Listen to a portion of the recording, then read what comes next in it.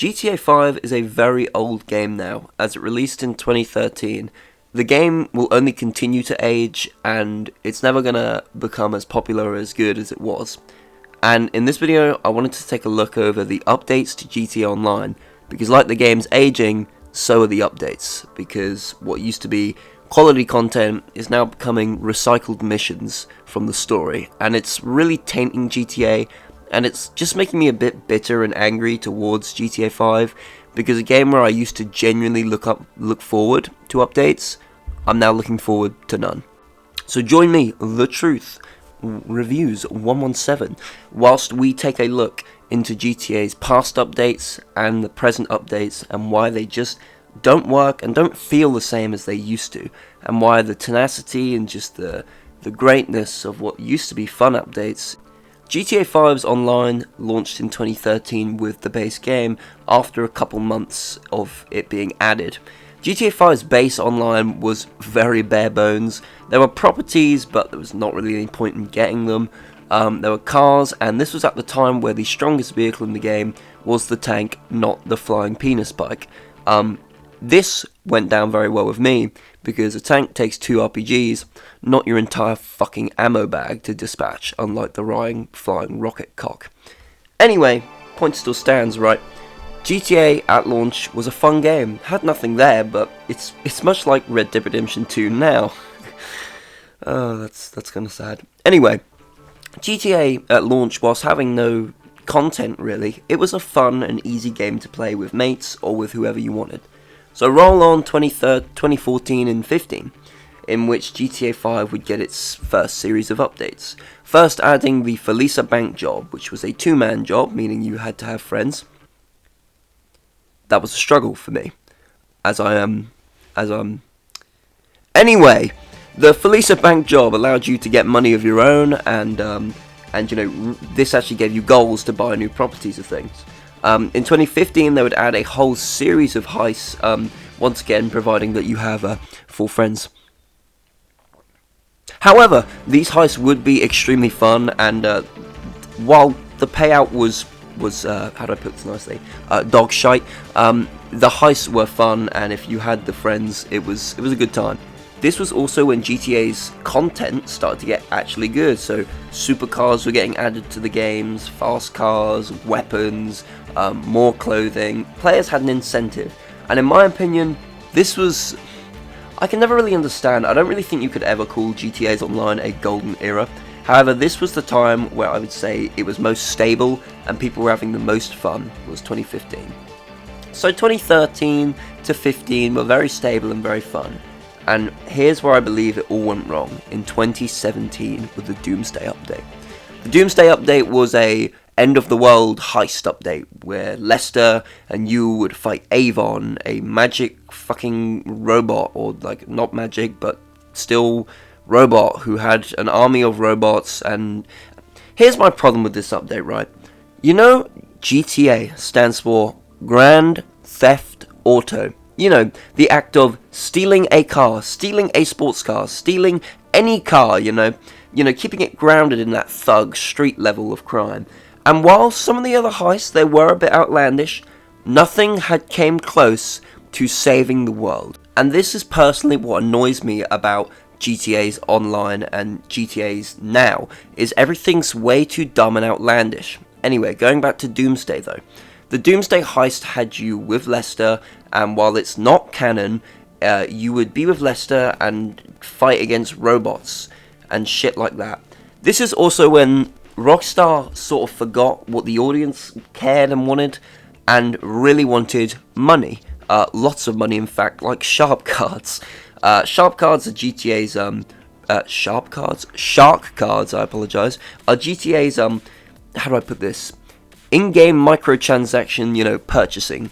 And this is where all the prices for vehicles shot up completely, and outlandish, dumb griefer vehicles were being added, like the Oppressor Mark II, which was probably the most aggressively griefing machine ever. I mean, it was unkillable.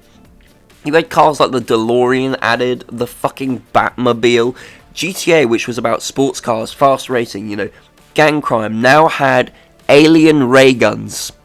This is what annoyed me, because it's taking the series so outlandishly, like, unserious, and it's just fucking around. Also, the payout for the Doomsday is awful. It's 3 million for saving the entire world, which doesn't really make sense to me, and I'm sure it doesn't make sense to you or anyone else. And it just doesn't sit right. Why would you work for a government agency to save the world for only 3 million? And I know that it's GTA Online story, it doesn't really need to make sense, but this is where the story also falls bad, because I'll get to why online affects story a bit later. But this is when GTA turned really bad. Everything was overpriced, money was incredibly hard to make, and this is when the updates became very long-winded and very unnecessary. For example, cargo missions, hangars, bunkers. And the problem with GTA's new updates now was that you had to buy... Okay, so this is how it happened. Okay, so you want a terabyte? You want a terabyte to upgrade your oppressor? Okay, first you got to buy the oppressor. That's 2 mil. Then you gotta buy a bunker. Yeah, you need a bunker to store it. So you gotta buy a bunker. That's like what, 3 mil. So you buy a bunker, and then and only then can you buy a terabyte. What the fuck? It's a massive lorry. Why can't I just have a massive lorry? Like, come on now, game. It's incredibly cocky and just very money grabby, and it feels filthy. However, the following years, 2018, 19, would be bad. It would go to 2019 when we would get the casino update. The casino update would sort of bring things back to a more grounded route, but by then it was already too late in my opinion, and Rockstar still were fucking around with their purchasing. So, to get the casino heist, guess what, guys? You had to buy an arcade, and then you had to buy the fucking setups, and then you had to buy more equipment, and this setups took like half an hour. It was far too long. And this for me was when I pretty much lost interest in GTA. Oddly enough, the pandemic, that horrible thing back in 2020, which I won't say the name of, but that actually did help Rockstar, I believe, in the fact that they actually got their heads down and knew that this was their time to come get publicity back. So, they made the best update GTA 5, in my opinion, has ever had. They made the Cayo Perico heist update. This was a heist with multiple ways of going in. You scoped out yourself. The heist was as free as it could be, and you only had to buy one thing to, set it up. It was great. Setups didn't take too long. I think you can get it done, like all the setups done within like, I think 20-30 minutes, I think, depending on what way you're going in. And this for me was extremely fun. However, as fun as it was also very clear that Rockstar did not learn from their mistakes, because just a few months later they would release their first story DLC in the online. Apologies, I'm gonna keep calling it story DLC, even though it was in the online. It should have been in story, not online. A Franklin update was made in which you work for Franklin, and whilst I really enjoy this update, it's a blast. It's got the return of Lamar, Chop, Franklin. Side note, how old is that dog? Let's do some maths here. If he was like 2 when you see him in 2013, and it's now like, what, when the update came out, 2022? If he's that, the dog must be fucking like 15 years old. Like, what the hell? Oh, Jesus. Anyway, I digress. My problem with this update is it really messes with the story. For example, Death Wish is the ending that Rockstar have pretty much confirmed here. While I don't mind that Death Wish is confirmed because all the GTA fans go with that as the canon ending, it's like confirming whether Arthur Morgan was a good or a bad man. It should never be told to us. Why give us a choice that you're just going to reveal was either wrong or right later on? It doesn't make sense to me. My other massive problem with this is that it kind of butchers Franklin's character by getting him back with Tanisha. The whole point of Tanisha leaving him was the game teaching Franklin, hey, you can't keep fucking around your whole life and not deciding what you want to do. You need to choose a path. Having him getting back with Tanisha sort of just affects his character from the story in a negative way, and it does annoy me. Whilst I feel like having Franklin and Lamar's, voice actors and them just in our presence is amazing, the update for me did feel like a kick in the balls to the story, which is not very good. Which pretty much brings us on to the now GTA. in which we have a bunch of updates that are just boring and monotonous. Rockstar realized that we liked the new updates, the ones with the characters in it, the story mode characters. So they copy and paste it for the most of the game. We have Agent Alt missions, which were set up to be cool, and then they were just flat and boring. We've had the newest character, Dax, whose favorite line is this. Time, baby! Whoa! Get over to the roof! Show me your butthole, fella! No, I'm not joking. All he shouts about is buttholes, and it's the most unfunny thing ever. I fucking hate him. Anyway, the Dax updates are the newest ones, and they bring Dr. Freelander back. Michael's therapist.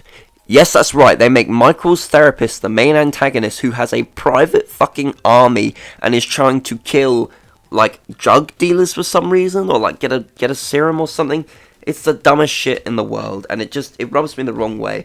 Not only that, but look at the missions I'm showing. Hold here, go here, hold here, go here, retrieve this. Look at this right here, this what I'm showing on screen right now. This is story mode.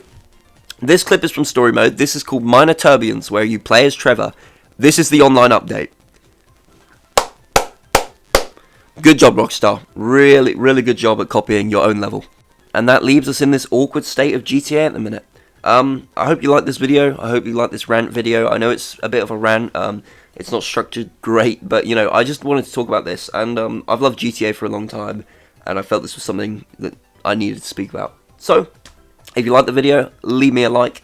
If you want to subscribe, I would very much appreciate a subscribe with the bell. This channel is growing at a rapid rate thanks to you guys who are amazing, and I will try to interact with the channel as much as I can. Alright, stay safe, have a great day, goodbye. Show me your butthole, fella!